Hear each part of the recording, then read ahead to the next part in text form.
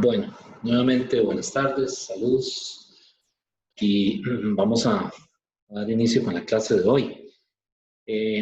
Antes de comenzar con la clase, quiero más o menos comentar brevemente hacia dónde vamos, ¿verdad? Para encauzarnos, ¿verdad? Sobre todo porque ahora el material que viene, casi no hay nada en el libro de texto, ¿verdad? Porque pues por ahí ya lo había dicho al principio del semestre, en la primera clase, son los temas que están más marcados con un asterisco que pues el libro no los tiene, es decir, tiene algunos, pero no los desarrolla tal vez con el nivel que uno deseable, ¿verdad? Entonces, yo voy a ir dando el material para este cuarto parcial y les voy a ir indicando en la bibliografía que ustedes tienen ahí en la carta al estudiante de dónde yo estoy tomando el material para que ustedes pues lo puedan leer de ahí. Ahora bien, vamos a ver si el libro está también puesto en la plataforma, porque si no, entonces tendría yo que ponerlo. Entonces, vamos primero a dar la clase hoy, ¿verdad? Y dependiendo de hasta dónde lleguemos, ¿verdad? Entonces ahí yo les indico la bibliografía y si no está en la plataforma, yo vería la forma de ponerla. Ok, el tema que sigue o los temas que vamos a ver para este cuarto parcial son una versión nueva, digamos, de los potenciales termodinámicos, es decir, generalizados, tomando en cuenta el potencial químico, que ya lo había comentado en una clase anterior, pero que lo voy a desarrollar ahora. Entonces, vamos a ver también la ecuación de Euler, ¿verdad? Euler tiene una ecuación en termodinámica, ¿verdad? Y también otra ecuación que se llama la ecuación de Gibbs-Duhem. Además de eso, tenemos que ver el tema de transiciones de fase, que es el capítulo 10 del libro de texto, ¿verdad? Del Szymanski. Y también tenemos que ver la tercera ley de la termodinámica. Ok, entonces, ¿qué temas nos quedan por ahí todavía? Enumerándolos, ¿verdad? No los vamos a ver hoy todos. Nos queda por ahí todavía lo que vamos a comenzar a ver hoy. Digamos que una nueva visión, un replanteamiento de los potenciales termodinámicos, ¿verdad? Las transformaciones jacobianas, que es el título de la clase de hoy. Espero llegar ahí, ¿verdad? Las transiciones de fase. Y por último, la tercera ley de la termodinámica. O sea que a grandes rasgos nos queda por cubrir, digamos que 4 temas, que son los que vamos a evaluar en el cuarto parcial. Como les decía ahora al principio, pues algunos de esos temas no están en el libro de Szymanski, así que pues yo por ahí los voy a referir a la bibliografía que hay ahí, de lo que puse al principio en la carta al estudiante. Para este cuarto parcial, siempre vamos a necesitar el capítulo 9. Es decir, aunque no lo vamos a evaluar explícitamente, es decir, otra vez, pues necesitamos otra vez el concepto de potenciales. Por eso yo voy a arrancar hoy, es decir, voy a volver a ver eso, ¿verdad? Para incluir el potencial químico. Entonces, el capítulo 9, aunque no se evalúa en este examen que falta, el material que está ahí es necesario. Es decir, se vuelve a utilizar en este parcial. ¿Por qué? Bueno, porque vamos a ver un tema que son los jacobianos, y los jacobianos es un método, digamos, general para calcular derivadas parciales sin tener que recurrir a los potenciales termodinámicos. Sin embargo, algunas de estas derivadas es posible que salgan más rápido utilizando potenciales termodinámicos. Entonces, ¿qué quiero decir con esto? Bueno, que en el cuarto parcial, si le salen a calcular una derivada parcial, ¿verdad? Usted puede hacerlo por jacobianos o lo puede hacer por potenciales, ¿verdad? A menos de que el problema le diga utilice los jacobianos o utilice los potenciales. Pero, es decir, algunas derivadas salen más fácil por jacobianos y otras salen más fácil por potenciales, ¿verdad? Entonces es una cuestión de, cuando aprendamos a usar los jacobianos, pues usted también use los potenciales, ¿verdad? Para que compare, ¿verdad? Es decir, para que logre la destreza de hacerlo por los dos caminos, ¿verdad? Esa es la idea. Ahora, algunas de esas derivadas resulta que no nos llevan a un resultado físico o a un resultado que tenga más bien sentido físico. Ya por ahí les había hecho en algún momento el comentario, ¿verdad? Algunas de esas derivadas divergen, es decir, van a dar infinito o van a dar menos infinito. Y eso quiere decir que en termodinámica esa derivada no está asociada con ningún problema concreto, o sea, con ningún problema que tenga una evidencia experimental, es lo que quiero decir. ¿De acuerdo? Entonces son muchas derivadas. Ya nosotros hemos calculado algunas aquí, ¿verdad? Por los métodos o por lo que hemos visto en los capítulos, ¿verdad? Y ahora pues lo vamos a hacer con jacobianos. Entonces los jacobianos ya ustedes lo ha visto, ¿verdad? En cálculo 3. Y aquí pues yo voy a comenzar de cero, como que si no supiéramos jacobianos, ¿verdad? Para hacer una derivada de esas. Bueno, no sé si tienen alguna pregunta.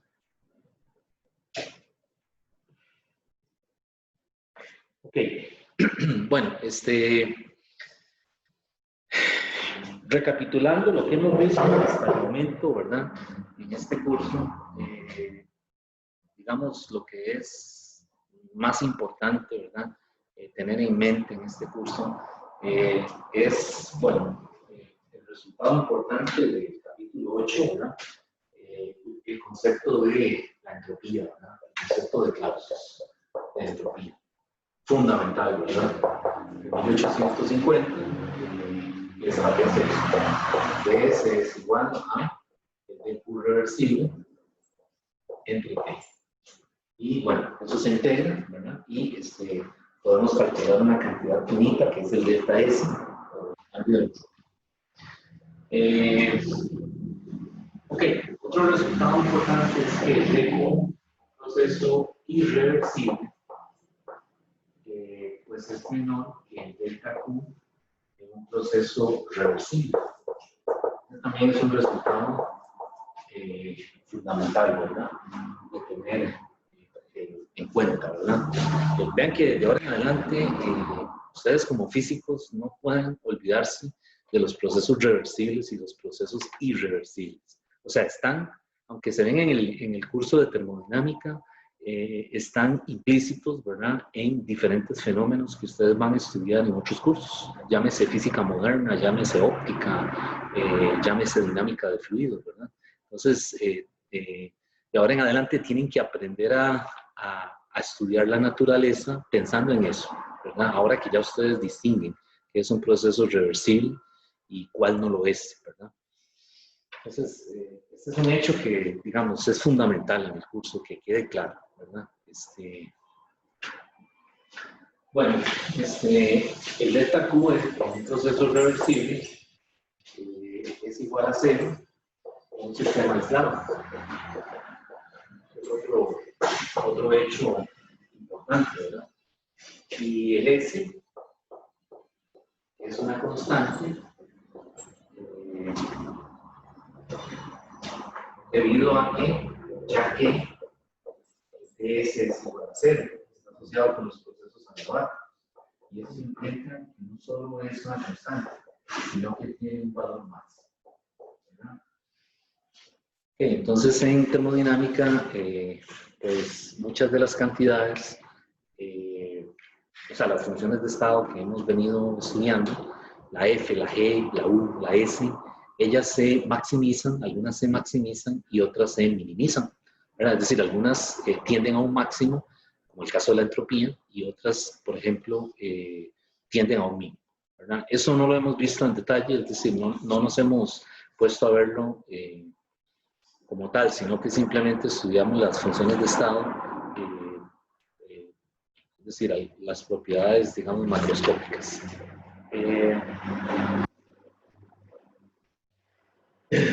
Ahora, un proceso irreversible, en este caso, un proceso irreversible, nosotros podemos decir con toda seguridad que delta S, ese diferencial, ¿verdad? Matemáticamente hablando, que es exacto, tiene que ser positivo, ¿verdad? Es decir, ese es un resultado fundamental. Entender que en un proceso irreversible, el diferencial de S, que es exacto, siempre es positivo, ¿verdad? Eso tiene, ustedes han visto, una serie de, ¿cómo se dice?, de significados por detrás, ¿verdad? Una formulación matemática que hemos venido tratando de construir, digamos, es decir, en lo que hemos visto en el curso, ¿verdad? No hemos visto todo, ¿verdad? Es decir, aquí hay otros detalles que están por fuera, ¿verdad? Por ejemplo, los principios de mínima acción, que están más relacionados con la parte de mecánica, pero que también se podrían aplicar o se aplican a termodinámica y a óptica. Encontrarán algunos libros, quizás más adelante, en donde ven esos principios aplicados, pero nuevamente, como les dije al principio del curso, si recordarán, la termodinámica tiene, es decir, estos cursos, depende del autor, le dan un enfoque más hacia una parte experimental o más teórico, o algunas veces más del lado de análisis matemático, ¿verdad? Por ejemplo, el caso del trabajo de Caratteori, ¿verdad? Que es totalmente matemático, ¿verdad? Y que hoy en día al físico teórico tampoco le interesa mucho, ¿verdad? Porque es decir, no se ha logrado sacar algún resultado que sea, es decir, bien importante para lo que se observa experimentalmente, ¿verdad? Es decir, el principio de Caratteori es demasiado elaborado matemáticamente, así que con la segunda ley de la termodinámica basta y sobra para explicar los fenómenos, ¿verdad?, que se observan. Bueno, entonces, ese es otro resultado importante, ¿verdad? Entonces, la entropía, recuerden que es una propiedad extensiva, ¿no? Recuerden que al principio del curso hablamos un poquito de las propiedades intensivas y las propiedades extensivas, si no me equivoco, ¿no? Creo que sí lo dije, ¿verdad? Pero bueno, la S es una propiedad extensiva. Entonces, esto es muy importante también porque lo que nos está diciendo es que la entropía es directamente proporcional a la N. O sea, la N es lo que en física 2 le llamábamos el número de moléculas o el número de componentes químicos. Es decir, es el conteo de las partículas o de los componentes fundamentales de un conglomerado. Llámese un gas, llámese un sólido, llámese una sustancia en disolución acuosa, etc. Entonces, lo que significa esto es que la entropía tiene que tener delante de las variables macroscópicas, tiene que tener la N, ¿verdad? Es decir, es un hecho que siempre va a ser así. Y eso es parte de lo que más adelante ustedes van a ver en el curso de estadística, ¿verdad? Se llega a una expresión de la entropía que se ve directamente que es proporcional a la N, pero sin utilizar nada de lo que estamos viendo aquí en termodinámica. ¿Okay? Entonces, por eso me interesa que ya no se les olvide esto, ¿verdad? Porque por ahí en estadística van a calcular la entropía y va a aparecer la N ahí por otros métodos, ¿verdad?, que no tienen nada que ver con termodinámica, pero va a aparecer por ahí. Entonces, no se les olvide, como les decía por ahí, el gas ideal, que es el referente. ¿Cómo se escribe la entropía? ¿Cómo se escribe la energía libre? ¿Cómo se escribe, ¿verdad?, las ecuaciones que hemos venido viendo aquí? Porque luego le aparecen por ahí más adelante, por otros métodos, ¿verdad? Y es importante que usted ya sepa identificar, que diga, mira, esta es la energía libre del gas ideal. Yo me acuerdo porque así la vimos en termodinámica. Bueno, entonces, les decía que la S es una entropía, perdón, es una cantidad extensiva. Entonces, de la primera ley, yo puedo escribir la primera ley un poquito más general, ¿verdad? Es decir, ya yo la puedo escribir de esta manera, D1 es el delta Q reversible más el delta W reversible. Y pues esta expresión ahora la puedo poner como D por ds, ¿verdad? segunda ley, y a partir de aquí puedo comenzar a poner esos diferenciales como el sistema hidrostático, PDU, que es con el que siempre hemos venido trabajando, ¿verdad? Pero también puedo poner el U por dN, que es el potencial químico, y el N es el número de partículas, ¿verdad? Para tomar en cuenta, digamos, un sistema termodinámico, en un sistema termodinámico, perdón, sus componentes químicos, ¿verdad? Es decir, ya ver una mezcla de gas, no solo desde el punto de vista macroscópico, ley de Dalton, ¿verdad? Que la presión total es la suma de las presiones parciales, desde fuera, ¿verdad? Sino verlo a nivel microscópico, ¿verdad? Es decir, tomar en cuenta la naturaleza química de la sustancia o de los componentes que componen ese sistema, ¿verdad? Y también puedo por aquí poner una variable más general, en fin, por ahí lo habíamos dicho, y el Q, que en este caso lo usamos como una variable, como una coordenada generalizada.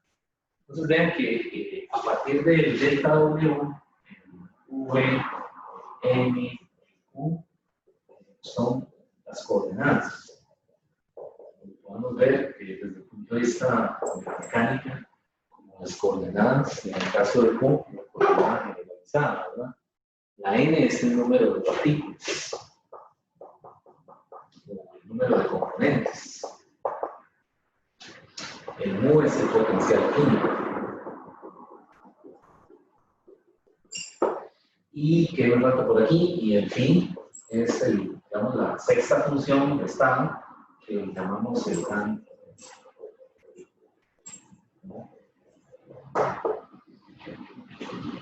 Y podrían, digamos que quizás agregarse algo más, ¿verdad? Faltan cosas ahí, ¿verdad? Falta la membrana superficial, falta el alambre, ¿verdad? Falta, qué sé yo, la batería, ¿verdad? Cuando tenemos una FEM, una fuerza electromotriz, también hay un trabajo, ¿verdad? O el caso de un imán, vean que hay varios sistemas, ¿verdad? O por ejemplo un gas de fotones, igual un plasma.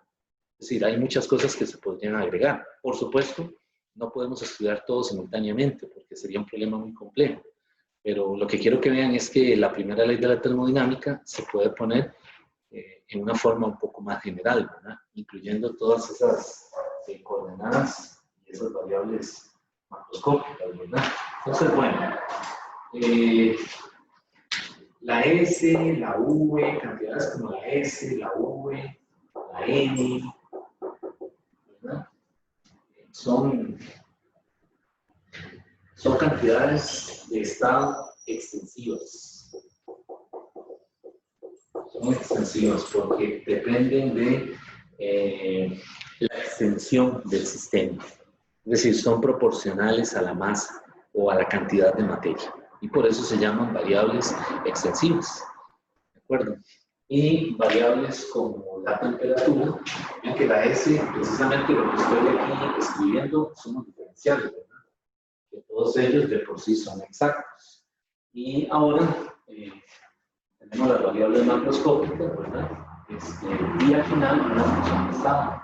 Entonces, estas cantidades P, U, potencial químico, ¿verdad? El phi, que es una función de estado, son variables intensivas. Entonces, por ejemplo, la U es una variable también extensiva, ¿verdad? Bueno, entonces, bueno, no sé si de esto tienen alguna pregunta.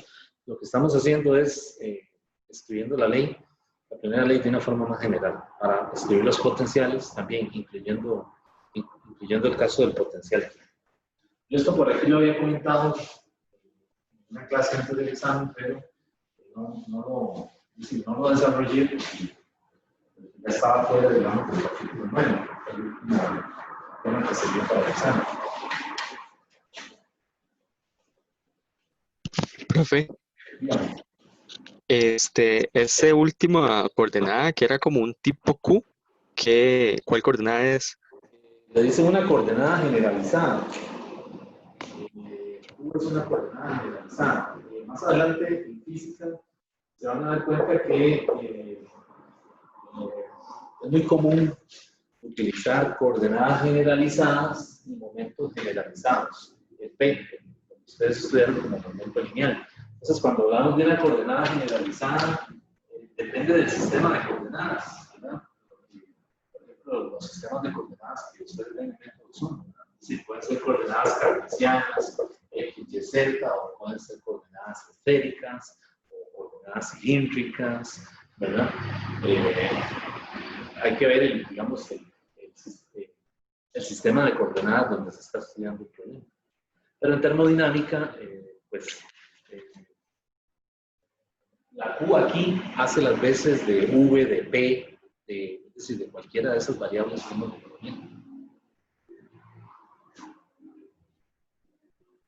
Ok, perfecto. Gracias. Ok, con gusto. Bueno, entonces,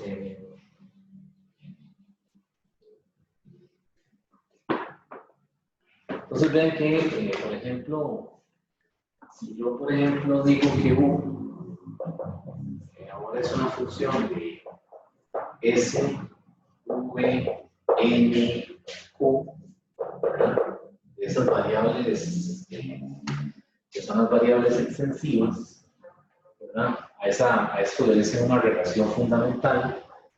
¿Por qué fundamental? Porque primero que todo son variables extensivas. Y la otra cosa es que vean que dentro del argumento hay una función de estado, ¿verdad? Es decir, hay una función de estado en función de otra función de estado. Y las cuatro son variables extensivas. Entonces, a esto le llaman en termodinámica una relación fundamental. ¿Verdad? Vean que siempre hemos estudiado la U, por ejemplo, de una forma más sencilla. Por ejemplo, P y V, ¿verdad? O H, hemos visto como función de P y T. ¿Verdad? Ahora queremos meter, en este caso, una función de estado. Pero es decir, todo sigue siendo lo mismo, ¿verdad? Entonces, todo este rollo diferencial es lo mismo, es decir, matemáticamente es lo mismo. Aquí yo voy a tener una derivada parcial de U, ¿verdad? Con respecto a S, ¿verdad? Multiplicado por DS, manteniendo las otras constantes fijas, ¿verdad? V, N, Q, y así sucesivamente para todas, ¿verdad? Es decir, tendría al menos 4 derivadas parciales, ¿verdad? No las voy a escribir todas. Lo que sí vemos aquí enseguida es que la T, comparando, ¿verdad? La T sería la derivada parcial de U respecto de S, manteniendo la V, la N y la Q constante. Y dejamos la forma abierta, ¿verdad? Puede ser que haya más, pero es decir, no va a ser tan complejo, ¿verdad? Y, por ejemplo, la P, ¿qué sería la P? La P sería la derivada parcial de U con respecto a V, manteniendo la S, la N, la Q. Entonces, matemáticamente es lo mismo que hemos venido haciendo con el diferencial, que ya ustedes esto se lo saben de memoria, ¿verdad? La única diferencia es que ahora estamos poniendo dentro del argumento una función de estado. Entonces, vean que la temperatura ahora es la derivada de U con respecto a eso. Okay, entonces, la pregunta ahora es, ¿puedo escribir la energía interna, por ejemplo, de un gas ideal en función de la entropía? Sí, sí se puede, claro. Sí se puede manipular la ecuación, ¿verdad? Es decir, es cuestión de saber despejar una variable y sustituir en la otra adecuadamente para que le quede la U en función de ese. Y cuando se hace esa derivada, le da la temperatura. ¿Okay? Pero todo sigue siendo lo mismo.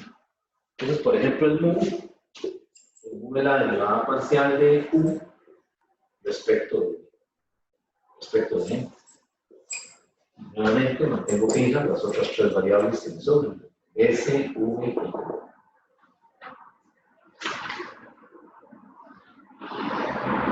Entonces,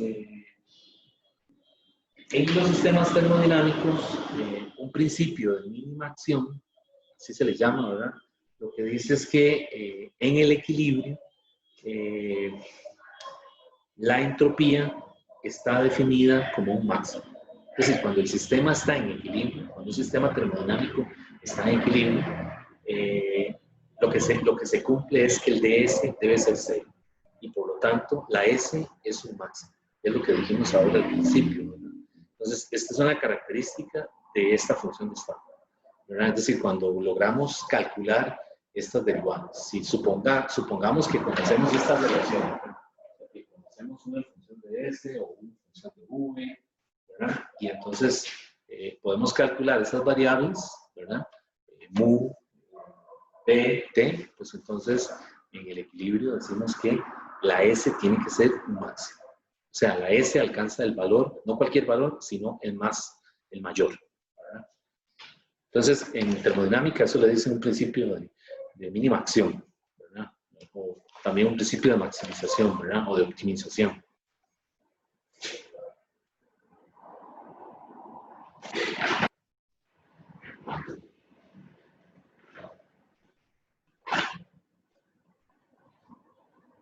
Entonces, vamos a ver ahora los potenciales. Casi que repetir lo que ya hemos visto por aquí, ¿verdad? Solamente tomando en cuenta el detalle de que esté una función de estado en función de otra. Lo estoy diciendo correctamente. Entonces, en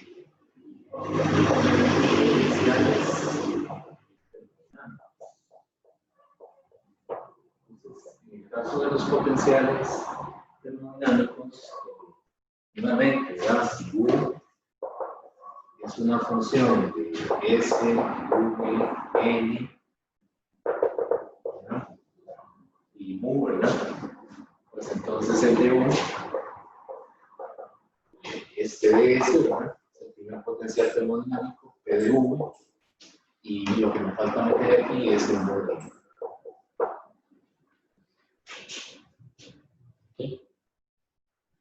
¿De acuerdo?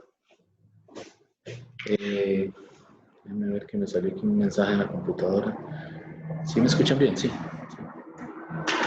Bueno, entonces,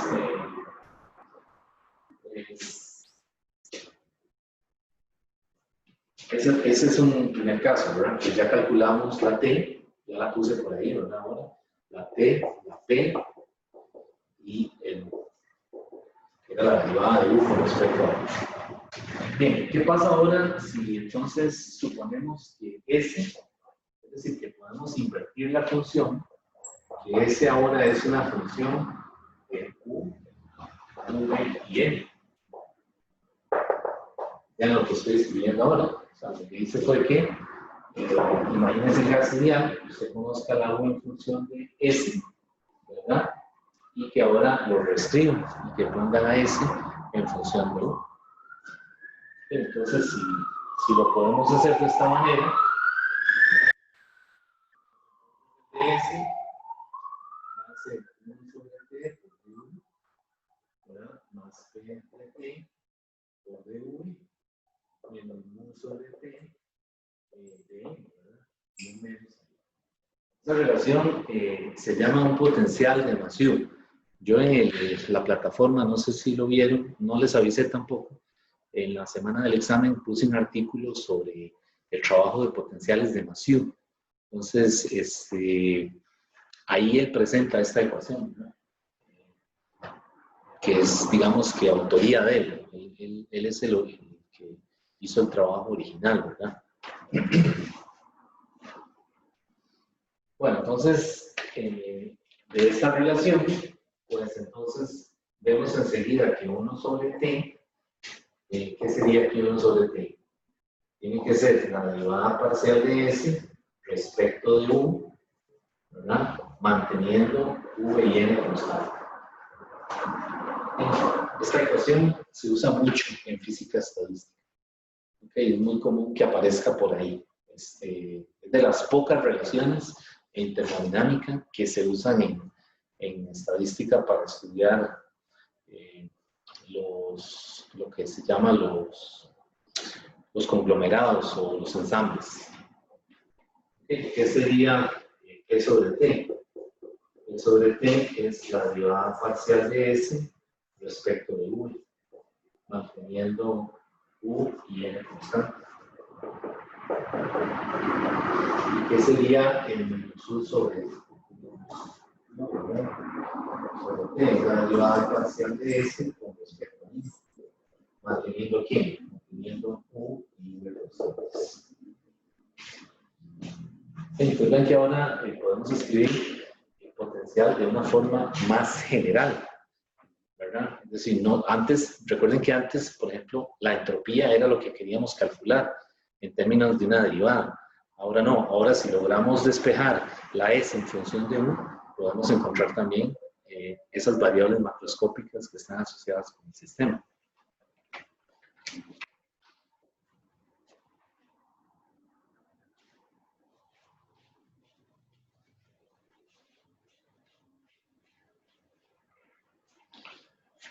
Ok, entonces, por ejemplo, vamos a ver.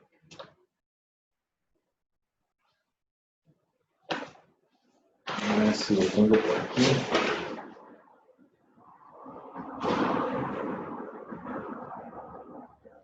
Bueno, primero terminemos de ver la función. Otra función sería la f, ¿no? La f es el potencial de Helmholtz, ¿verdad? Es igual a 1 menos p por s, y también es menos p por v más n, ¿verdad? Metiendo el mu, ¿verdad? Suponiendo ahora que nos interesan los componentes del químico del sistema, ¿verdad? Entonces el de f sería du menos el s de t menos p de s. Y esto se puede escribir como menos s de t menos p de v más v más. Y hay algunos campos, ¿verdad? Es decir, estoy introduciendo el u que ya habíamos puesto antes. Y ahora, ¿quién sería menos s? ¿Quién sería menos s? Sería la derivada parcial de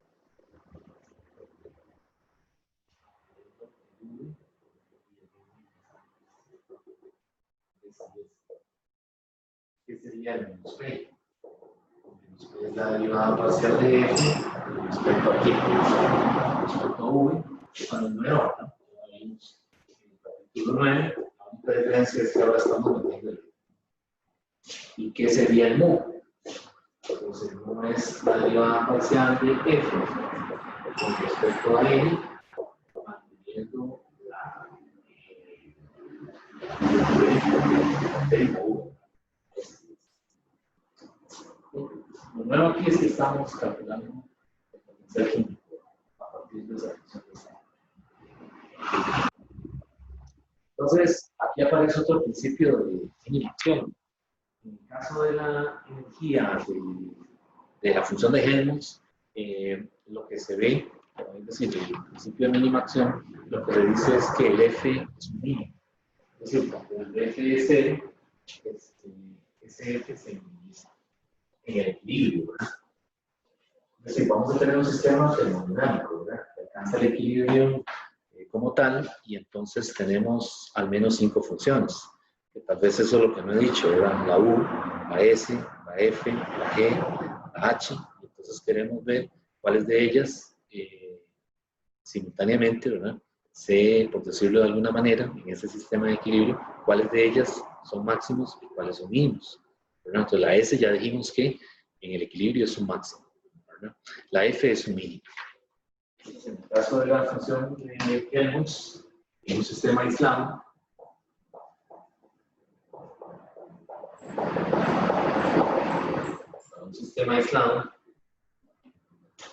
donde no hay intercambio de trabajo,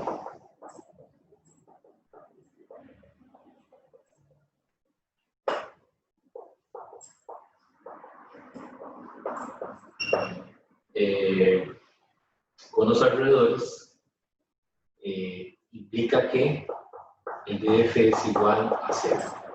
Ese principio de minimación lo que dice es que el f se minimiza. Es decir, toma el menor valor posible.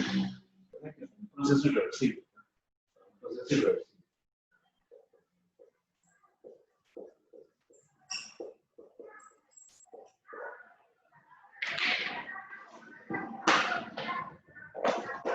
Pues el S era un máximo.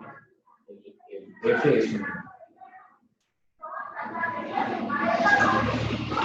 O sea, lo nuevo aquí es que estamos, como les decía, viendo cómo se calcula, sí, cómo se calcula el mu, el potencial químico, el término de cada una de las funciones, y a su vez ver cuál es su máximo y cuál es su mínimo.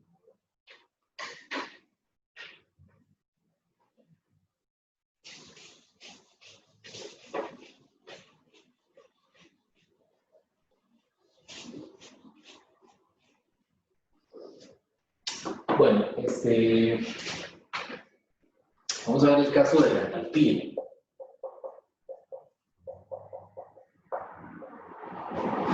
En el caso de la entalpía, ya sabemos que H es igual a U más P por V, y si introducimos el potencial químico, esto es TS más U por L.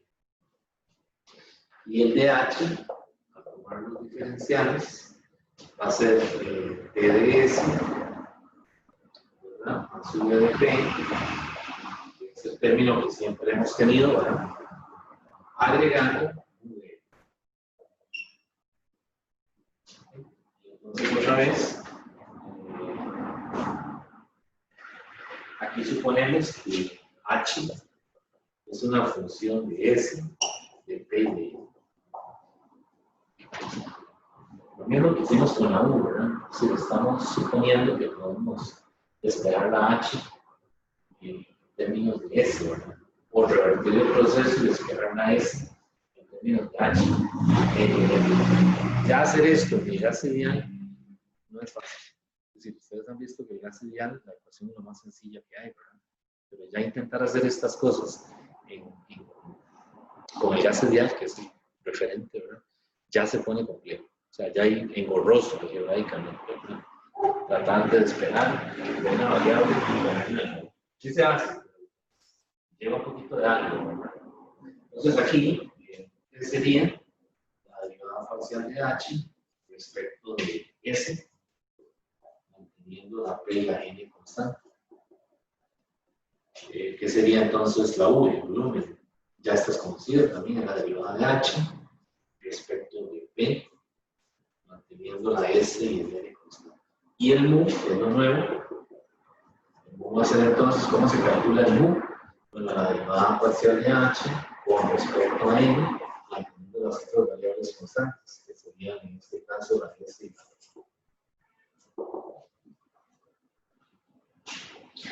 Y en un sistema de equilibrio, de H es igual a 0, y entonces el H es un número. El H es la toma del valor menor para un sistema diabático, ¿verdad? Eso es irreversible.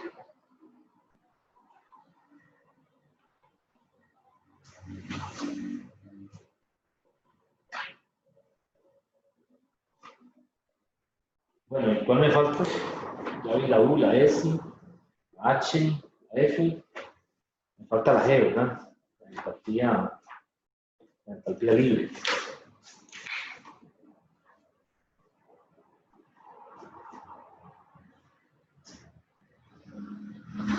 Okay.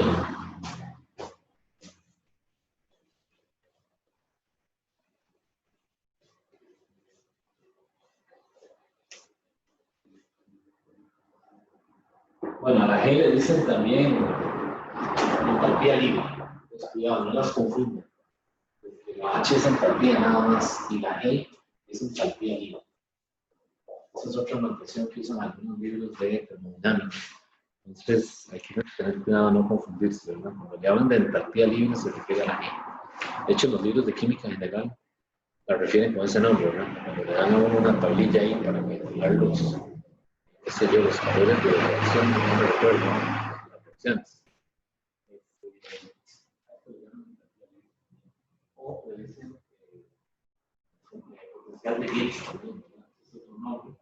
La función entre Gibbs,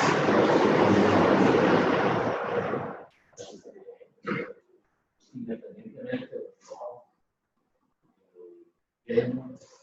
Clausius, y quién más estaba por allá. Bueno, esos dos estaban en Alemania, ¿verdad? En Gibbs es africano, ¿verdad? Entonces, hizo un trabajo completo en termodinámica y física estadística y no conocía los trabajos de Clausius y Guillermo, ¿verdad?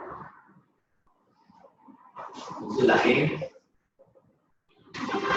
hemos visto que es un usted por S, que por V. ¿Sí? Esa es una transformación del evidente, ¿verdad? Todas las que hemos visto son transformaciones del evidente, ¿verdad? De las variables canónicas, ¿verdad? Que variables canónicas se refiere a la correcta, ¿verdad? Entonces, ¿y correcta por qué? Porque, bueno, le da precisamente el número de ecuaciones necesarias, ¿verdad? Como aquella regla de 2 a la n menos 1. Bueno, si ya eso lo vimos, ¿verdad? Entonces, esto es una transformación canónica, perdón, una transformación de leyenda. Entonces, de G es de U, usted de S, ¿verdad? S de T, P de V, S de P. Se les considera, ¿verdad? Y haciendo algunos cambios, pues me queda como menos S de T, S de P, más U de ese sería el de y igual, otra vez podemos calcular esta S, que es la derivada parcial de G respecto a T, manteniendo P y N constantes. Y la V es la derivada parcial de G respecto de P, manteniendo T y N constantes. Y por último está el MU. Entonces, ¿cómo se calcula el potencial químico? Utilizando la función utilizando esta función de Gibbs, o este potencial de Gibbs, sería entonces la derivada parcial de G respecto de N, manteniendo T y P constantes.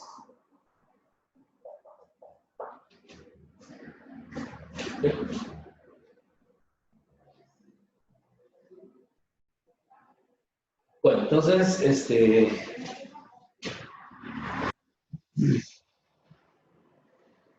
digamos, esto era, bueno, y esta G es un mínimo, ¿verdad? Se me puede decir, en el sistema de equilibrio para un proceso irreversible, de G es igual a 0, y G en este caso toma el mínimo valor. Y entonces vean que todas se minimizan, salvo ¿quién?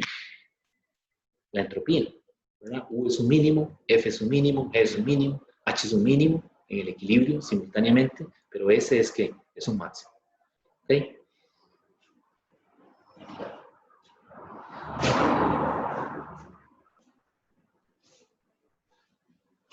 Eso es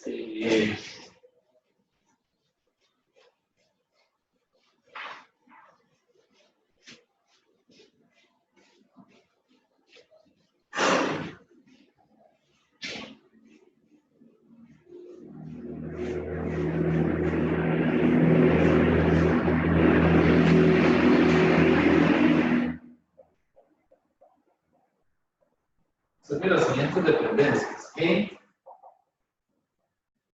es una función de T, P y N. U es una función de S, V y N. S es una función de U, V y N. F es una función de T, V, N. Y H es una función de S, P y N. Eso no quiere decir que no se pueda cambiar la dependencia, ¿verdad? Y despejar explícitamente una de estas variables en función de la otra. El problema aquí es que se pueda hacer, ¿verdad? Es decir, que la ecuación de estado, si es el caso de una ecuación de estado de un gas real, que lo permita, ¿verdad? Es decir, que se pueda despejar explícitamente. En algunos casos no se puede, ¿verdad? Entonces no se puede conocer esa dependencia. El gas ideal lo permite, que es el caso más sencillo, pero entonces, como les decía, el álgebra, para hacer esos cambios, ¿verdad? Es engorrosa, es larga, es tediosa, aburrida. ¿Ok? Bueno, entonces, vamos a continuar. No sé si tienen alguna pregunta.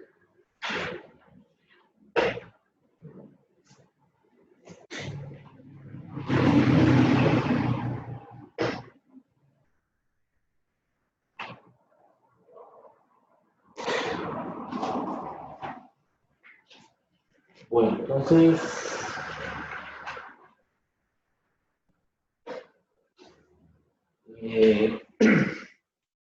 vamos a ver ahora la ecuación que les mencioné al principio, la ecuación de Euler. No sé cómo se pronuncia, Euler o Euler, no sé. Euler se lo van a encontrar ahí en física, en todo lado, ¿verdad? Porque fue un matemático súper prolífico, ¿verdad? Es uno de los matemáticos que tiene más artículos y más libros escritos, ¿verdad? Y la mayoría de los artículos los escribió estando ciego, ¿verdad? Y produjo en matemática, en astronomía, en mecánica celeste, bueno, astronomía, ¿verdad? En mecánica analítica, es decir, escribió una cantidad enorme de artículos, ¿verdad?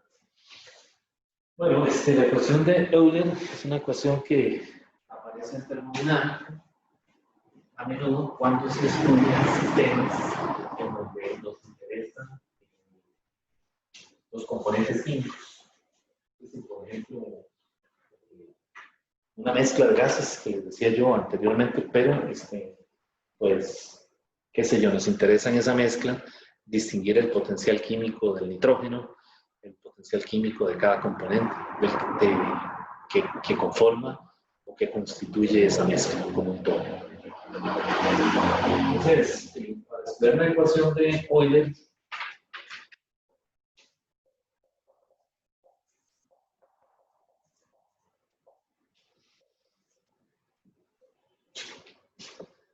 tenemos que partir del concepto de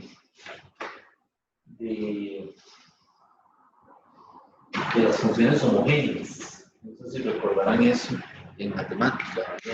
Por ahí en algún momento se lo dijeron a uno, se lo contaron, que era una función homogénea. Entonces aquí suponemos un sistema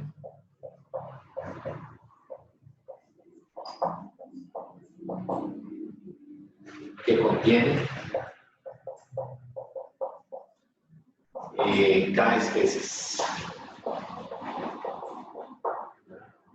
de partículas. Digo partículas, pero si es un gas, pues son K especies de moléculas. Entonces, aquí podemos poner mejor componentes químicos, más general, ¿verdad? Entonces, esos componentes químicos no son solo moléculas, ¿verdad? Pueden ser iones, pueden ser electrones, ¿verdad? Depende del sistema que se esté estudiando. Y entonces, resulta que el de U yo lo puedo poner de esta manera. De forma general, yo puedo escribir similar a como lo hicimos ahora, pero entonces aquí, en el término del potencial, le voy a poner una suma. Desde I igual a 1 hasta N. Acá, perdón. N,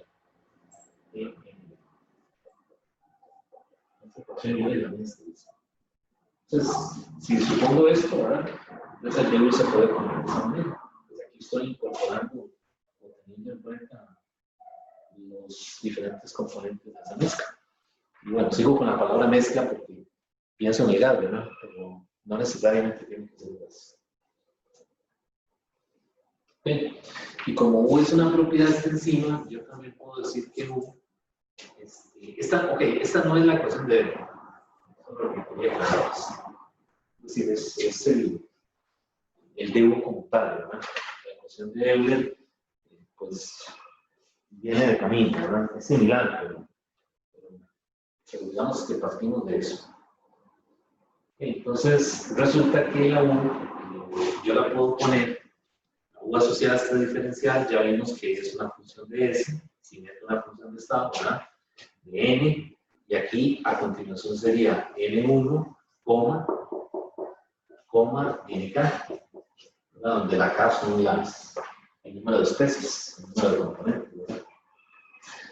Entonces, todo lo que está aquí adentro, junto con la U, es decir, todas las variables que ustedes ven ahí, esas cuántas son, 4, ¿verdad? Bueno, 1, 2, 3, y las que hayan ahí para la N, todas esas son variables extensivas, ¿verdad? Son proporcionales a la cantidad de materia, la masa, la cantidad de sustancia, etc.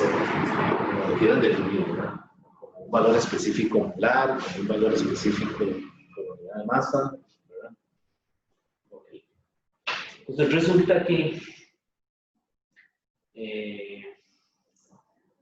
estas variables, como son variables extensivas, son, digamos que proporcionales al tamaño del sistema, ¿verdad? Es decir, ese sistema no solo es un gas, como dijimos, ¿verdad? Es decir, van a variar dependiendo de la extensión del sistema. Y cuando me refiero a extensión, me refiero básicamente a la cantidad de especies que haya, ¿verdad? Okay. Entonces, lo que vemos aquí enseguida es que, o lo que uno vería de un sistema así, es que si una de esas cantidades se duplica, ¿qué pasaría con las otras? ¿Qué creen ustedes? Hay una relación lineal, ¿verdad?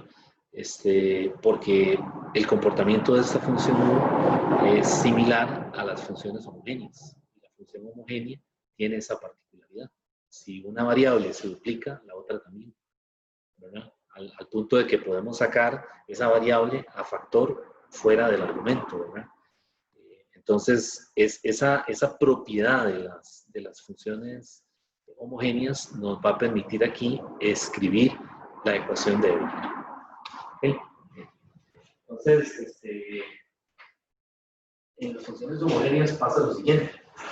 Es decir, si yo introduzco un parámetro, si esta U es una función, si hay un cambio, ¿verdad?, en el sistema de los componentes, que lo puedo cuantificar como un alfa, ¿verdad? Alfa S, alfa V, alfa N1, ¿verdad?, que son variables extensivas, alfa NK. ¿Okay? Esto tiene que ser igual a sacar el alfa fuera de la función, alfa por 1, S, N, SV, ¿verdad? N1, NK. Eso es una propiedad meramente matemática. Estoy utilizando aquí por el hecho de que las variables, solo por el hecho de que las variables son extensivas. Es decir, no sé si me estoy dando a entender. Como son variables extensivas, ¿verdad?, son proporcionales al tamaño del sistema.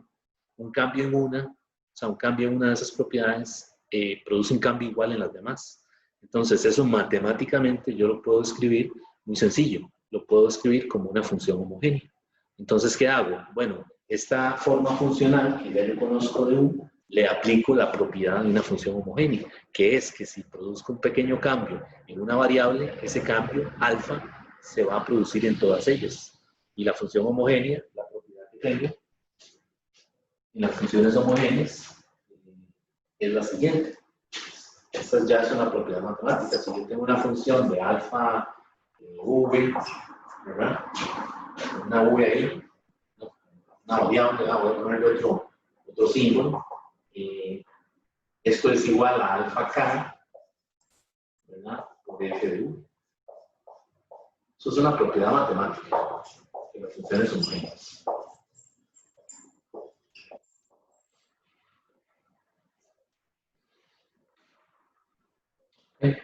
Entonces, por ejemplo, la función lineal mx más b es una función homogénea de grado 1. Okay, cumple con esa propiedad.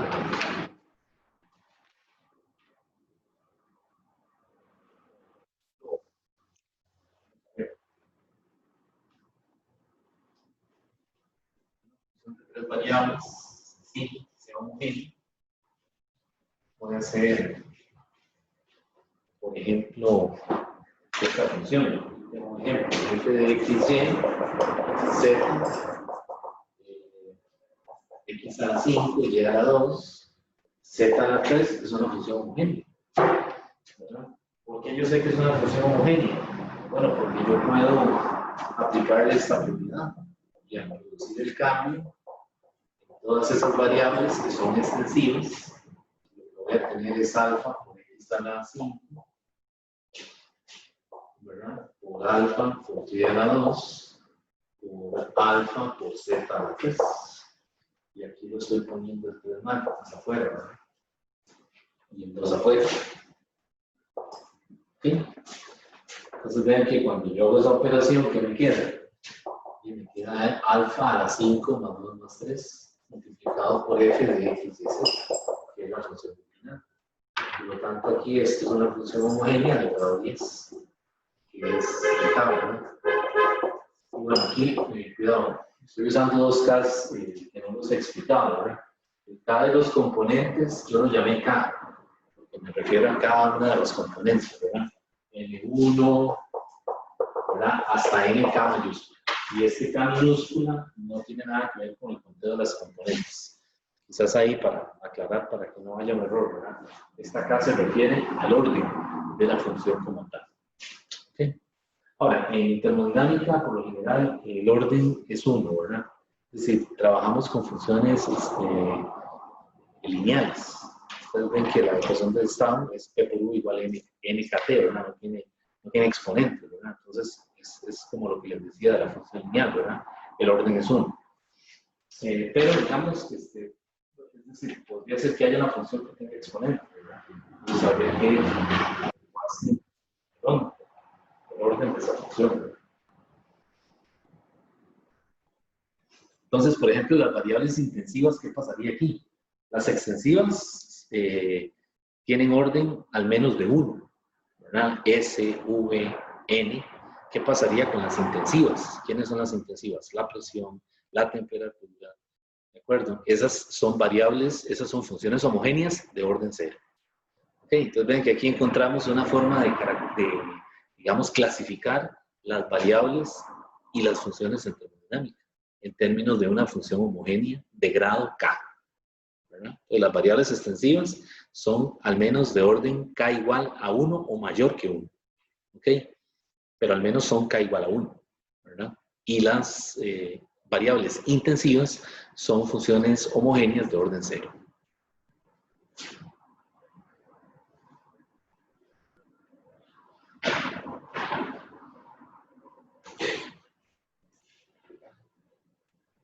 Bueno, entonces,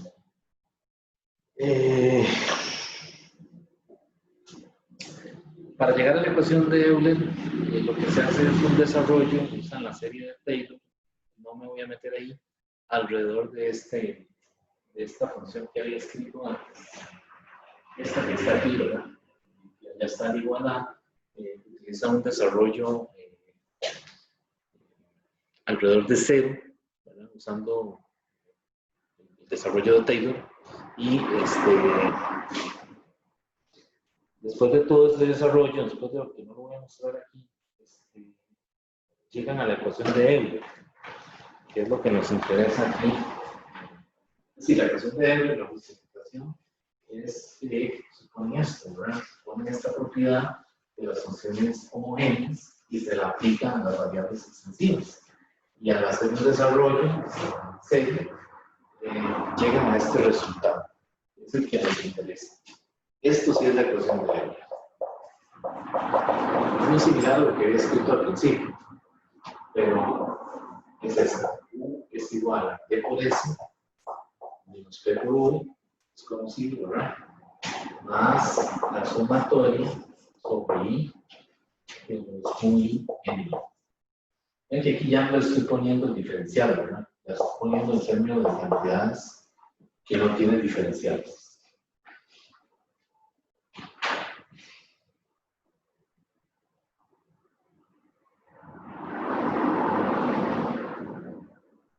¿Sí? Y hay otra ecuación que se llama la ecuación de Gibbs-Duhem,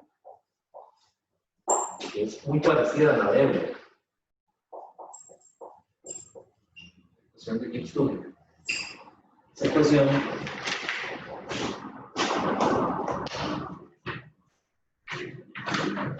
es esta, 0 es igual a S de T V de T más la sumatoria sobre I de I de mu. Son muy parecidas, ¿verdad? Pero no es lo mismo. Entonces, estas ecuaciones algunas veces se trabajan como un sistema, dependiendo del problema, ¿verdad? Y para efectos de resolver un problema, es decir, no hay que deducirlas. Es decir, si hubiera que hacer algo con estas ecuaciones, que por ahí ahorita hago un ejemplo, no hay que deducirlas. Es decir, uno parte de aquí, porque ya son resultados generales, ¿verdad? Que se pueden usar siempre en el sistema. Lo nuevo aquí es que están tomando en cuenta la naturaleza del, digamos, del componente que forma el sistema, ¿verdad? Llámese un gas o llámese el sistema termodinámico que sea, ¿verdad? En el caso de nosotros, pensemos en el gas ideal, ¿verdad? Por ejemplo, cómo poder aplicar estas ecuaciones en el caso del gas ideal. Entonces, por ejemplo, en el gas ideal sería, qué sé yo, un gas de oxígeno, O2, por ejemplo. O podría ser una mezcla también, ¿verdad? Pero pensemos en un solo componente, más sencillo, ¿verdad? Y para aplicar estas ecuaciones.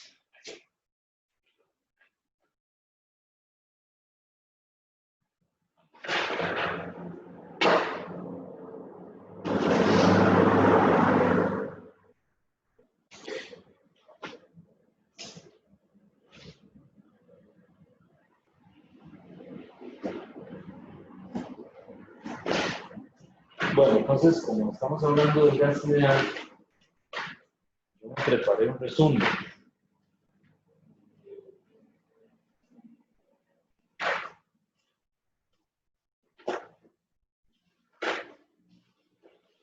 Un resumen sobre el gas ideal. Espero que esté todo ahí. Y ahorita aplicamos esto. Por ahí vamos a ver si hacemos un problema usando estas ecuaciones. Entonces, nuevamente, estas ecuaciones, esta sale de aquí también, de la de Euler, y la de Euler es de lo que dijimos ahora, ¿verdad? Estamos suponiendo que varias cosas, que U se puede escribir como una función de no solo variables macroscópicas, sino una variable de estado como la S. Y aparte de eso, están usando el hecho de que son variables extensivas, por lo tanto un cambio en un componente de ellas, en una de esas variables extensivas, produce un cambio en todas las demás. Entonces, eso lo podemos traducir matemáticamente usando la propiedad de una función homogénea de grado KS o de grado K. ¿Okay? Y entonces, haciendo un desarrollo en serie, que no lo estoy mostrando con la serie de Taylor, con el desarrollo de Taylor, perdón, se llega a la ecuación de Euler. Y con la ecuación de Euler, por ahí haciendo otros cambios, se obtiene la ecuación de Gibbs-Duhem, para estudiar sistemas donde nos interesa el componente químico, digamos, es decir, la naturaleza de los componentes o de los constituyentes de ese sistema.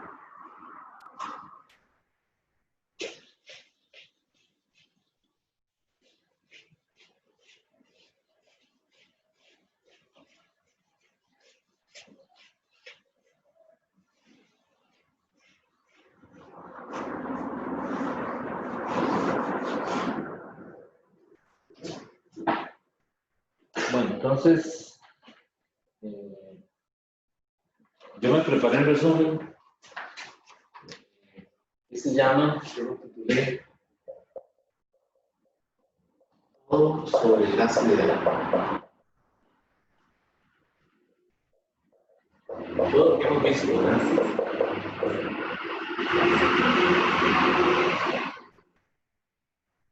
Espero que no me falte ninguna ecuación. Ustedes ven que falta alguna ecuación, me dicen para ponerla en este resumen.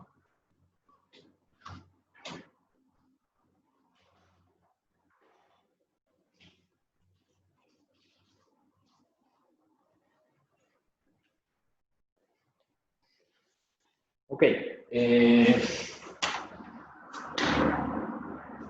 Vamos a comenzar escribiendo las ecuaciones de la forma que las conocemos, ¿verdad?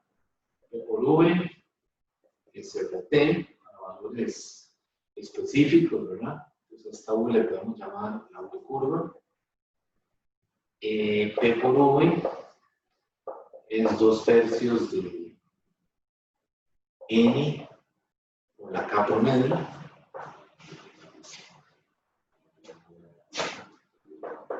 P por V es NKBT. P es ρ. KBT. Estas son las variantes, ¿verdad? La ecuación de estado. Vamos con las derivadas. ¿Cuál fue la primera derivada que vimos por ahí? Que recordamos. Derivada de U respecto de V, T. ¿Cuál es la derivada? Cero, ¿verdad?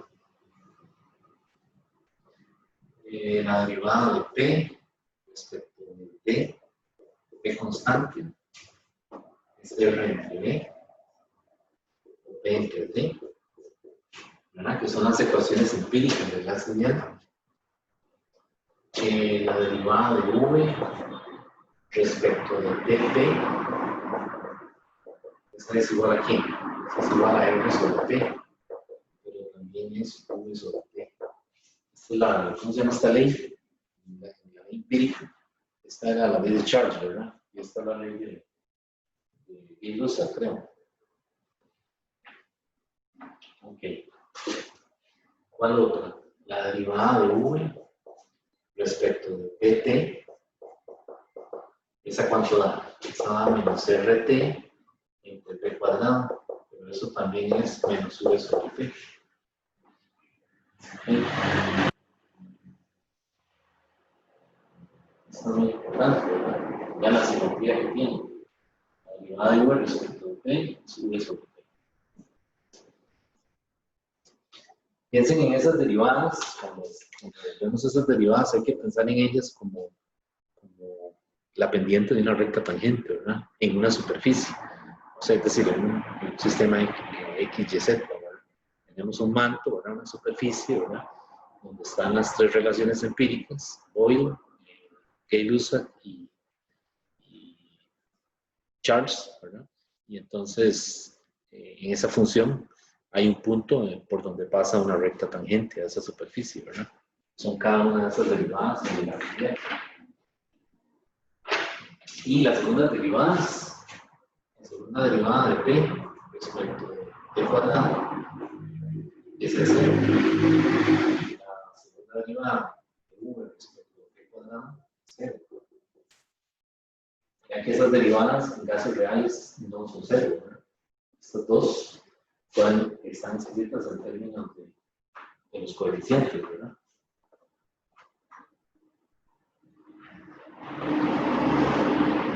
Bueno, entonces,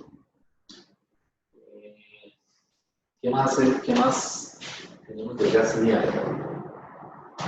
Du es igual a CV de T, dH es igual a CP de T, diferencial, ¿verdad?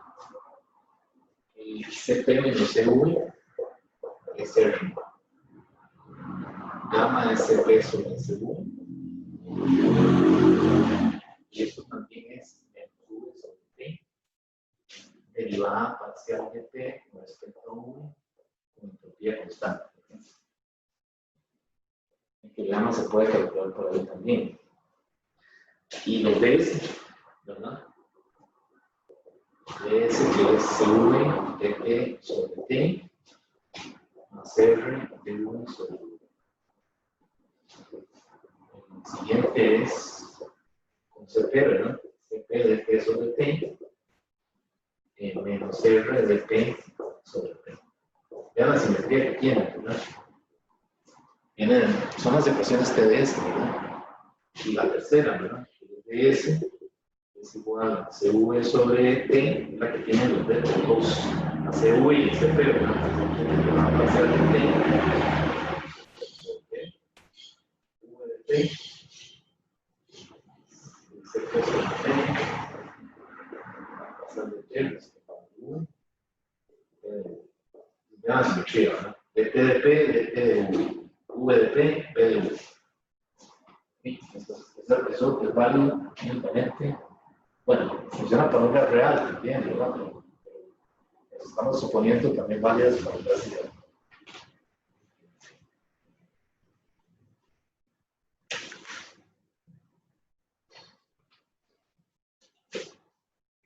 Ok, entonces vamos a continuar.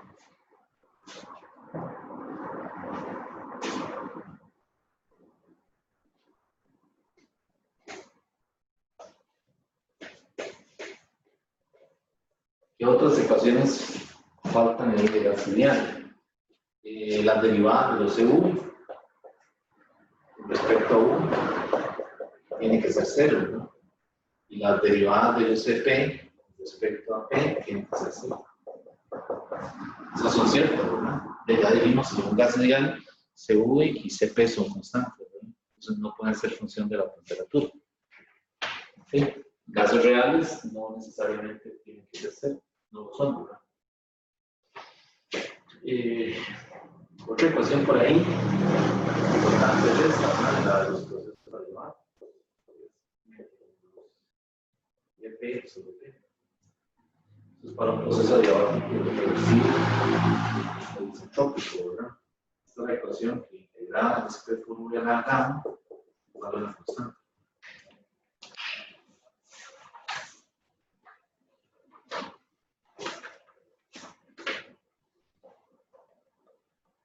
Profe, ¿qué es lo que dice esa última cuestión que puso? La última. Aquí. Arriba. Aquí. Sí. Gamma de V entre V, gamma por dV entre V es igual a menos dP sobre P. Ok, gracias. P por V a la gamma igual a una constante. Ok. Luego está la compañera de esta, ¿verdad? Que es dT sobre T igual a menos gamma menos 1 de V de V. Esta me lleva a T por V a la gamma menos 1 igual a la constante. Y esta también dT sobre T igual a gamma menos 1 entre gamma dP de P. Esta me lleva a P por P a la gamma menos 1 entre gamma es igual a acá, una constante.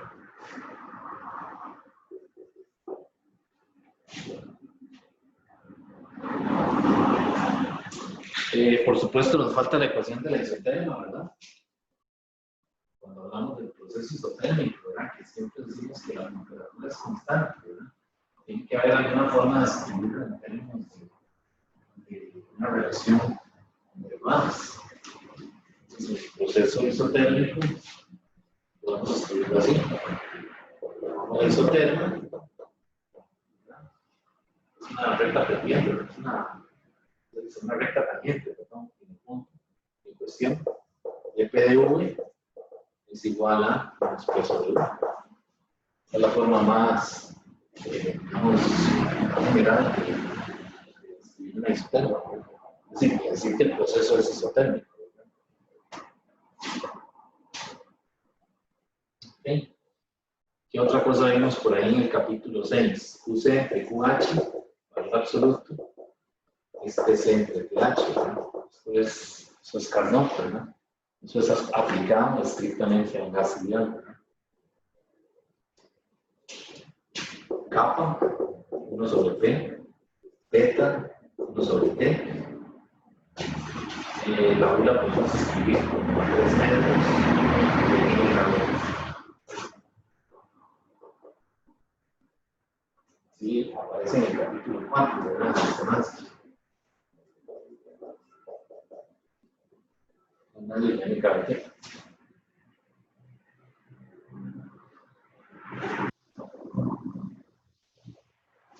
Bueno, entonces vamos a escribir ahora, siempre con esto, ¿no? Con el gas ideal, vamos a escribir las funciones de estado. Bueno, de las ecuaciones adiabáticas salen, digamos, de estas ecuaciones, ¿verdad? Si yo les pongo nombres concretos a esto en el gas ideal, salen estas relaciones generales, ¿verdad? Es un gas ideal, ¿verdad? Independientemente de que sea monoatómico o diatómico, ¿verdad? T entre T0 T0 es inicial, ¿verdad? A las 5 medios es igual a P entre P0. Y esto es igual a V0 entre V a las 5 tercios, ¿verdad? Eso aquí nuevamente no depende de que sea diatómico o monotómico, ¿verdad? Y T entre T0 a las 3 medios es D0 entre B. Los subíndices cero se refieren a los valores iniciales, ¿verdad? La operación inicial, volumen inicial o temperatura inicial. Bueno, entonces vamos a poner ahora las funciones de estado.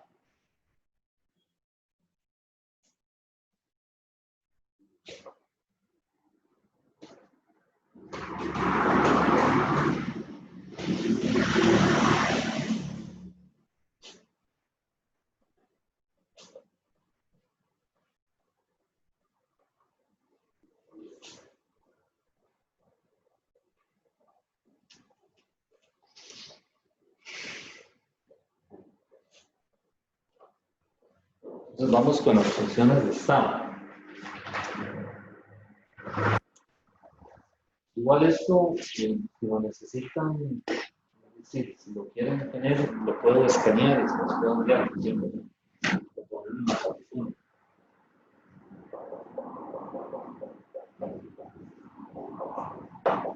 Vamos con las funciones de estado. La entropía, vamos a ponerla como una función de n, de p. Vean que aparece la n adelante, porque es una propiedad extensiva. KB, abro paréntesis, cuadrado, y ahora me queda S0, ¿verdad? Que es la entropía de referencia, más el logaritmo natural de T entre T0 a las 5 medios multiplicado por T0 entre P. Ver que me faltó aquí. La llave y cerrar aquí. Esa es la expresión más general de la entropía, ¿verdad? Como función de estado aplicada, es decir, escrita para un gas ideal. Es decir, esa es la forma más general en la que se puede escribir, ¿verdad? Si comparan esta expresión con la que está en el capítulo 8, es lo mismo, solamente que vean que aquí está escrita en términos de el número de moléculas y la constante de Boltzmann. Y en el capítulo 8 lo tienen escrito en términos de n, el número de moles, y la R, que es la constante universal de los gases. Okay, pero deberían coincidir los exponentes. Por ahí anda un 3 medios, y sí, por eso puse estas transformaciones aquí. ¿Verdad? Vean que aquí tengo T entre T0 a las 5 medios. ¿Lo ven? Y aquí está. Entonces eso yo lo puedo cambiar por esto, ¿verdad? O por esto, de manera de que yo puedo arreglar esta ecuación para escribirla como la que aparece en el capítulo 8 en términos de n y r. Bien. Bueno, el potencial químico, en este caso es una variable. Esta es una variable de estado, ¿verdad? Funciones y variables, aquí esta es una variable. En función de Pt es igual a U0, P0, T0, menos KBT, logaritmo natural de T entre T0 a las 5 medios, P0 entre P, y cierro la llave, más el factor 5 medios menos S0, que es la propiedad de referencia,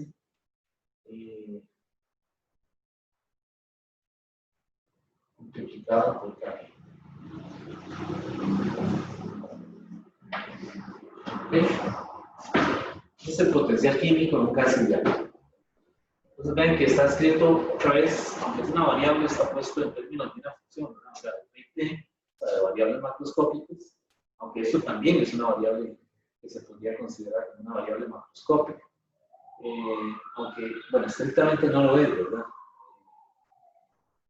Porque no lo medimos directamente en el laboratorio, pero es decir, algunas veces se ve como una variable, dependiendo de, digamos, el punto de vista del modelo que se esté usando. Aquí yo puse una variable de estado, pero aquí se está viendo que se queda una función.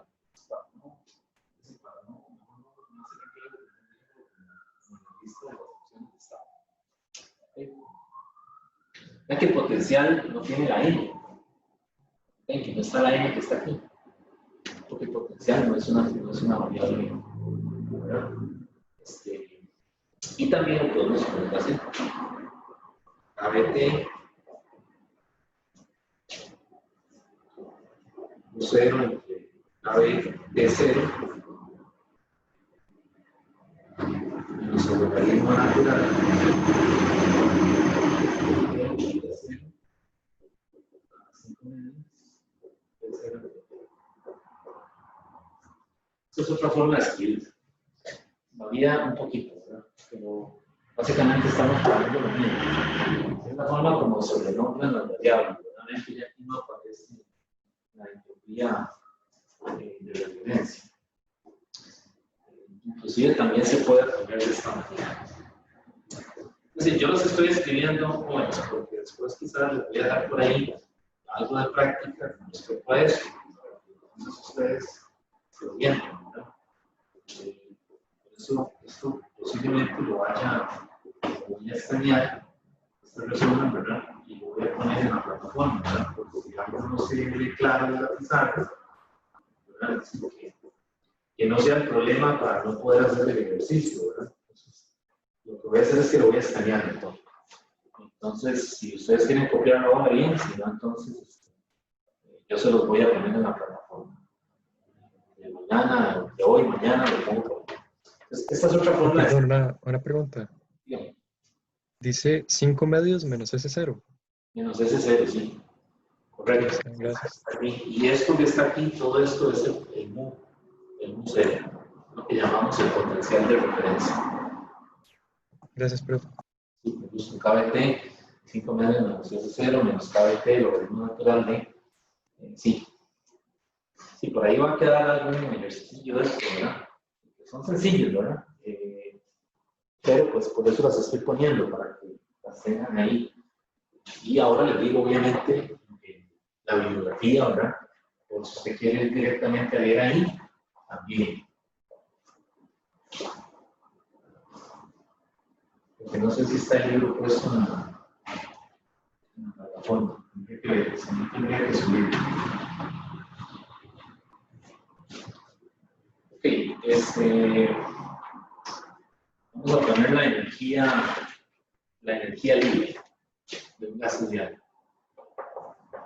¿Cómo se visualiza la energía libre de un gas ideal? En términos de N y K. Entonces, F es una función de T, V y N. Es N multiplicado por KB. Se trata de una propiedad extensiva. La media menos S0 menos el logaritmo natural. Eso. T entre T0 a la 3 medios. N0 entre N.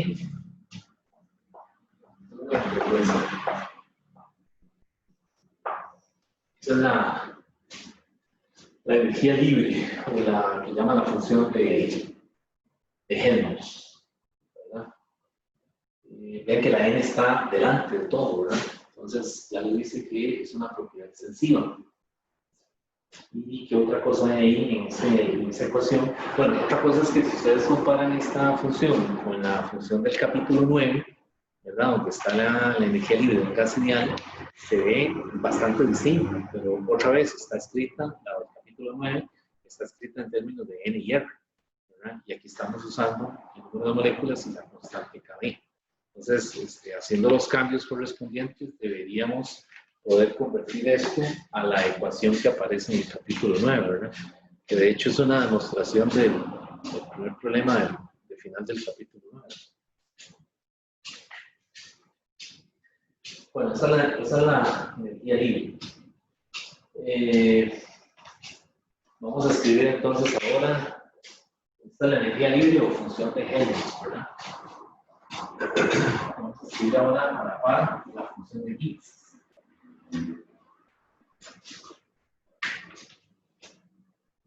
La función de Helmholtz. Y ahora la que sigue es no la energía libre, sino la entalpía libre. Entalpía libre.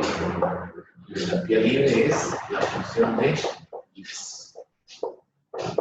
Esa es la S. Perdón, la G. Entonces la G dijimos por ahí es función de T, de P, de E. También es una propiedad. Es decir, 0, KB, T, 5 medios, ese 0, menos el logaritmo natural de T entre T0 a 5 medios, T0 entre P, así. Miren que esta también tiene logaritmo, esta es la entropía libre, aparece la N ahí, ¿verdad? Y vean que ella está escrita en función de esta variable, o sea, no hay propiedad de esta.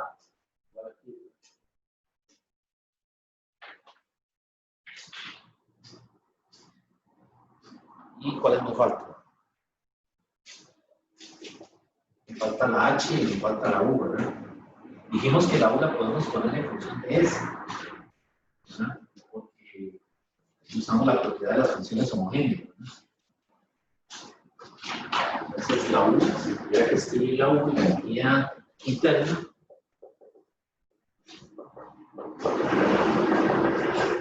de la forma más general posible, pues dijimos que la podemos poner en función de V, de S, V y N. Entonces ahí quedaría como usted.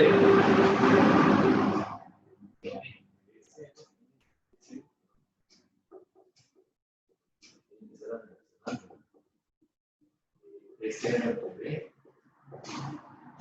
a 2 tercios exponente, es un exponente, ¿verdad? 2 tercios multiplicado por la S entre NKB menos ese 0. Entonces vean la energía interna escrita en función de S. Bueno, y también de N y de V, pero si no la habíamos escrito antes explícitamente en términos de S, ¿verdad? Ven que la S aparece en el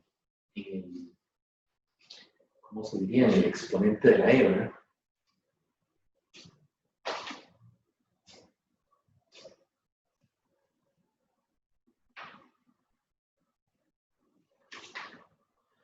Y me faltó la H. Pues la H es una función de, también la vamos a poner la función de S. Que viene.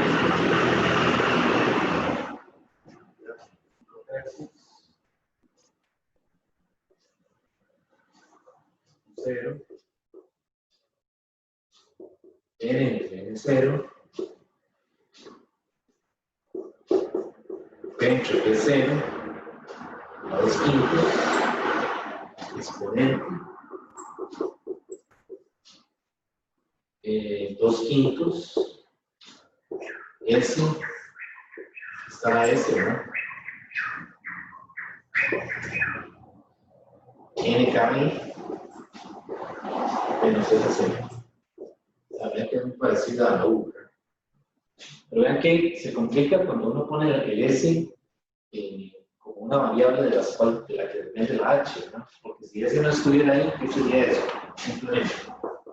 Si la S no estuviera, ¿qué diríamos? ¿Qué es la H? Venga, así ya. Y hay 5 medios de N KB. Pero recuerden que la H es CP. Es CP. Y el CP ya tiene el valor, ¿verdad? Entonces, vean que si no estoy quitando la S, es súper sencillo, queda únicamente en función de T y está genial. Pero entonces estamos, por decirlo de alguna manera, forzando, es decir, complicando las cosas, ¿verdad? Para que quede escrita en términos de S, un gaussian, ¿verdad? Entonces vean que queda más compleja, ¿verdad? Y aquí se aprecia la N, ¿verdad? Que es una constante de proporcionalidad de la H. Igual que de la S o que de la F, ¿verdad? O de la G. Estas ecuaciones las escribo, estoy insistiendo en esto, porque en estadística, depende de quién dé el curso, va a salir con esto, ¿verdad? Con el gas ideal, para arriba y para abajo. Y entonces lo va a obtener por otros medios que no es nada que tenga que ver con termodinámica. Entonces es bueno que usted las tenga ya ahí, como que, mira, enseguida que la escribe o la deducen, esa es la entropía del gas ideal, esa es la energía libre del gas ideal, ¿verdad? Porque mucho del curso de estadística es eso, ¿verdad? Volver sobre el gas ideal por otros métodos.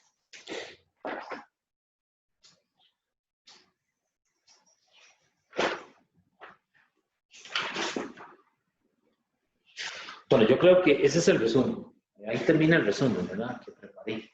Yo creo que ahí está toda la información del gas ideal, ¿verdad? Desde la ecuación de estado, las relaciones con las derivadas parciales, las funciones de estado. ¿Ok? Y nuevamente lo voy a escanear mejor para que lo bajen de la plataforma. Aquello de que en esta pizarra a veces se ve en reflejo o es posible que alguna letra no se distinga bien, ¿verdad? Bueno, entonces vamos a continuar.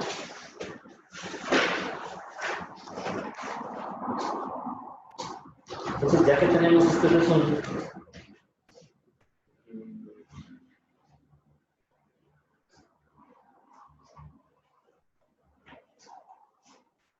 vamos a hacer ahora un ejercicio utilizando la ecuación de M. La ecuación de Gibbs.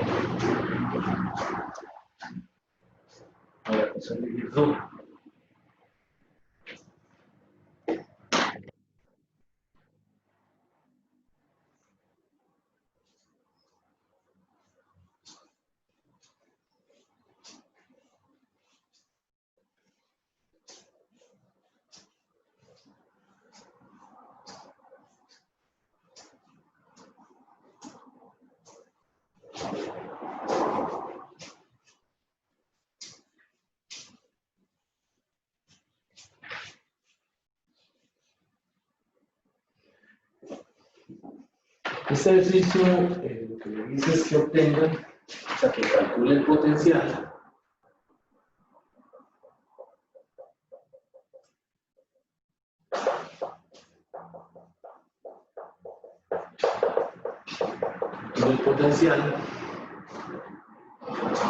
como función de P y T.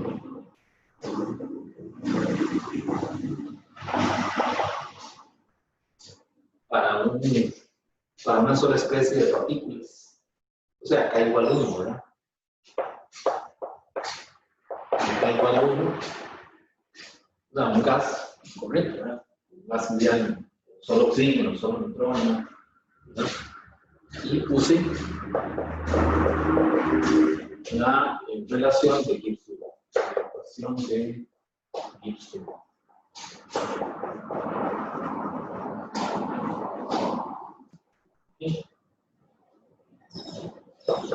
Entonces, ese potencial ya lo tenemos en el resumen que ahí puse, ¿verdad?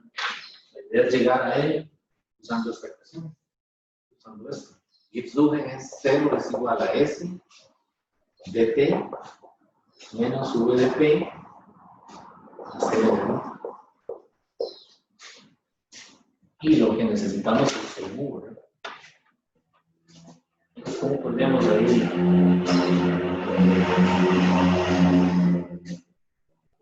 Bueno, yo lo que haría es que despejo el demo. Paso esto de este lado y me queda el demo. Entonces, de T, N. Bueno, y otra cosa, me dice que es como función de T y P, ¿verdad? Entonces es mejor mantener eso ahí, ¿verdad? Sin ponerlo así, PT Y aquí cuando despejo, paso el S para acá.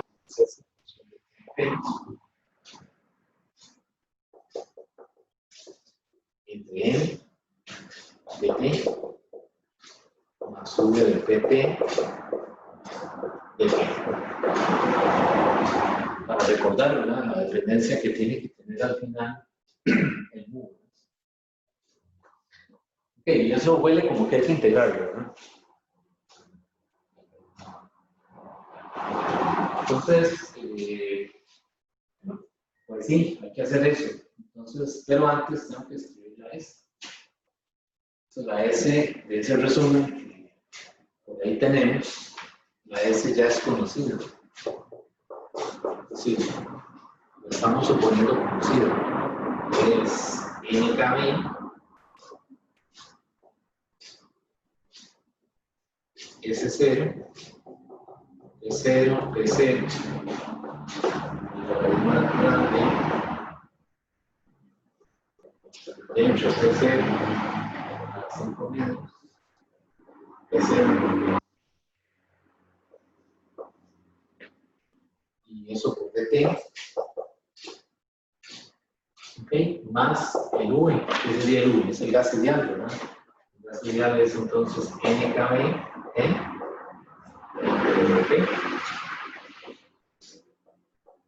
de N, de P. Aquí se cancelan los N's, aquí se cancelan los N's, y entonces me queda una expresión con las variables separadas, porque me va a quedar esto igual, aquí me quedó menos que lo que he botado.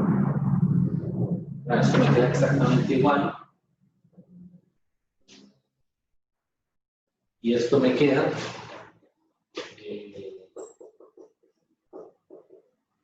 hasta integral, ¿verdad? Me queda algo así. Sería la integral de 0 a t, de S0, está bien.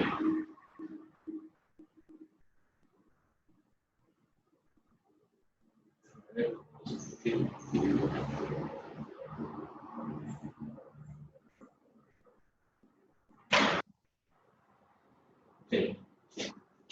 Lo que hice, lo que voy a hacer es que voy a meter el NKB. Perdón, el NKB no, el NKB, ya el N se me canceló aquí. Entonces me queda algo así. Me queda S0 por KB, más 5 medios, vamos 5 medios, KB, logaritmo natural de t entre t0. Y eso por dt. Y aquí me queda KB, t, ¿verdad? Integral de dp sobre p0. Sí. Eso es una pérdida. Y aquí queda la que se canceló. Entonces, que ahí están las variables separadas, ¿verdad? Y yo ya le puse los límites. Entonces ahí, esto es una integral que se separa en dos, ¿verdad?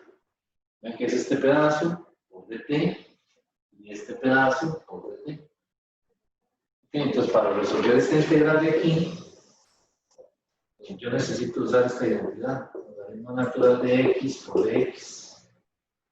Y esa es una integral conocida, bueno, no sé si es conocida.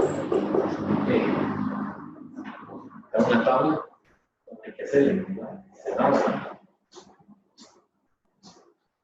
Y evaluar esto, ¿verdad? Es decir, usar esto para esta parte de aquí. Y esto es otro logaritmo, ¿verdad? Integral de dp sobre t.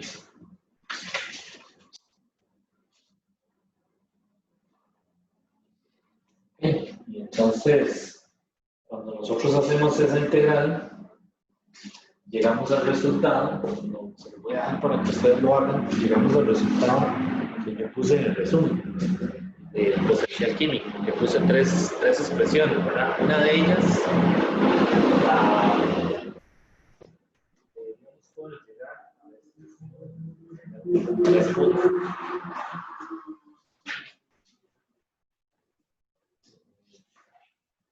haciendo esa integral debemos llegar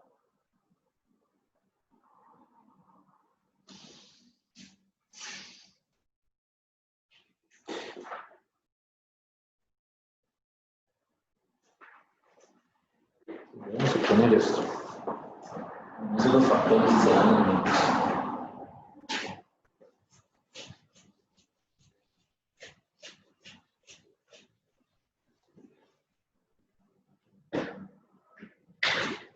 La respuesta sería esta. Bueno, separamos esa integral entonces, ¿verdad?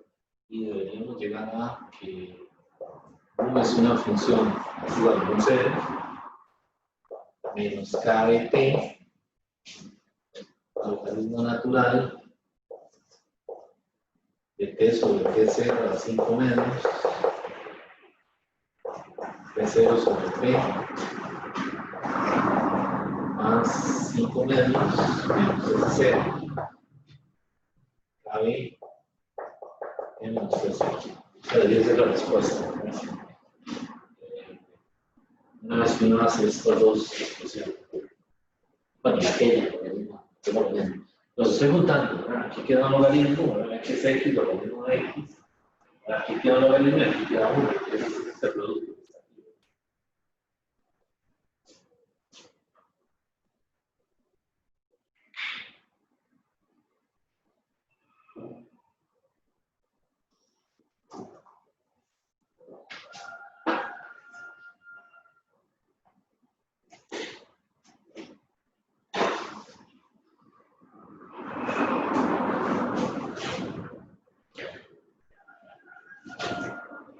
Bueno, este material yo lo estoy tomando del Granger. Es un libro que está en la bibliografía. Sin embargo, no recuerdo si yo lo puse en la plataforma.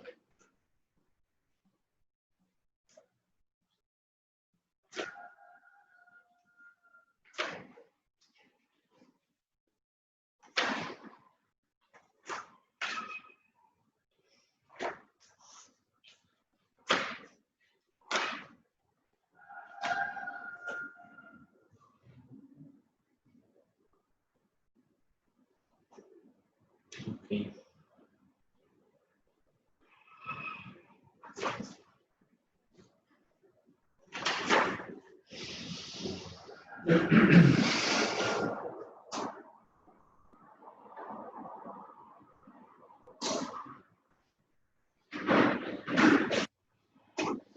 Bueno, jóvenes, para no correr tanto, porque esto también es cansado, ¿verdad? Voy a quedar aquí y entonces continuaríamos el próximo martes con el material. Hoy yo iba a ver jacobianos, pero preferí terminar con esto de los potenciales, con o sea, incluyendo el potencial químico y viendo lo de la ecuación de Gibbs, Duhem y la de Euler. Entonces, por ahí voy a subir algunos documentos a la plataforma y entonces les aviso al correo para que vean el material y lo puedan ir estudiando. Entonces, jacobianos lo vamos a ver la otra semana. Vamos a ver, nos quedan jacobianos, ¿verdad? Nos quedan el capítulo 10, que el capítulo 10 no es tanto, ¿verdad? Los cambios de fase, y nos queda todavía la tercera ley de la termodinámica. Entonces, en las dos clases que nos faltan, podemos cubrir ese material. Entonces, quedaríamos aquí, jóvenes. El examen ya preparamos la solución, ¿verdad? Estamos revisando los problemas, el asistente y yo, para empezar a corregir, ¿verdad? Entonces, pues también estamos trabajando con eso, ¿verdad? No sé si tienen alguna duda.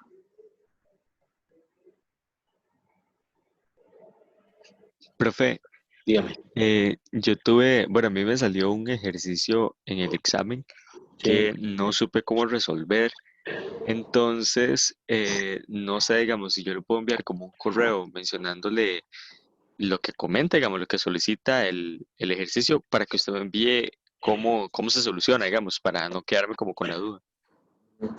Sí, está bien. Lo que podemos hacer, Jonathan, es que igual para todos, ¿verdad? Como lo hemos hecho empieza el semestre, vamos a corregir el examen, ¿verdad? Y entonces, una vez que está corregido, yo les aviso y ustedes revisan el examen, ¿verdad? Y entonces, en el caso suyo, ese problema que me comenta, usted me dice, bueno, es el problema tal, o podría enviarme la solución del problema tal, y entonces yo ya se lo mando específicamente a usted, ¿verdad?